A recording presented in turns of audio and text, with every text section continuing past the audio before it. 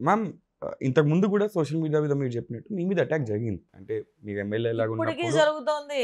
ఇప్పటికీ జరిగిపోదు. ఇప్పటికీ సో జరుగుతోంది. లా అండ్ ఆర్డర్ అనే డిపార్ట్మెంట్ని పట్టుకొని ఇలాంటి ఫిగర్స్ అనేవి తీసుకెళ్ళి అది ఢిల్లీ దాకా వెళ్ళి అక్కడ ప్రొటెస్ట్ పెట్టి అఖిలేష్ యాదవ్ని వేరే సీనియర్ లీడర్స్ అందరినీ వేరే రాష్ట్రాల నుంచి కలిసి అంటే డూ యూ బిలీవ్ దట్ అంటే మిమ్మల్ని అటాక్ చేద్దాము మీ డిపార్ట్మెంట్ అటాక్ చేద్దాము అని ఒక స్ట్రాటజీ ఇది లేదంటే గవర్నమెంట్ మీద గవర్నమెంట్ మీద స్ట్రాటజీ, గవర్నమెంట్ మీద అటాకింగ్కి.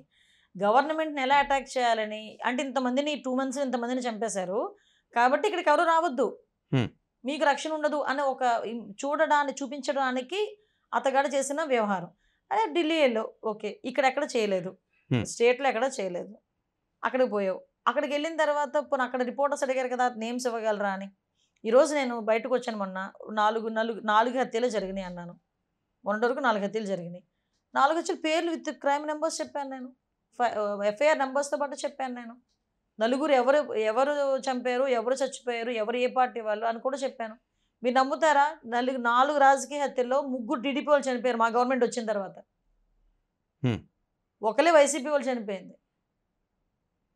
దాన్ని కూడా అంటే వాళ్ళు చేసే పనులని ఏదో రకంగా మా మీద బురద జల్లాలనే ఉద్దేశంతో జగన్మోహన్ రెడ్డి చేస్తూ ఉంటాడు తప్పించి అతను ఒక రకమైన నేను అనేదే కాదండి, అతను ఒక రకమైన సైకిక్ అంతే. అతని గురించి మనం ఎక్కువ మాట్లాడుకోవడం కూడా వేస్ట్.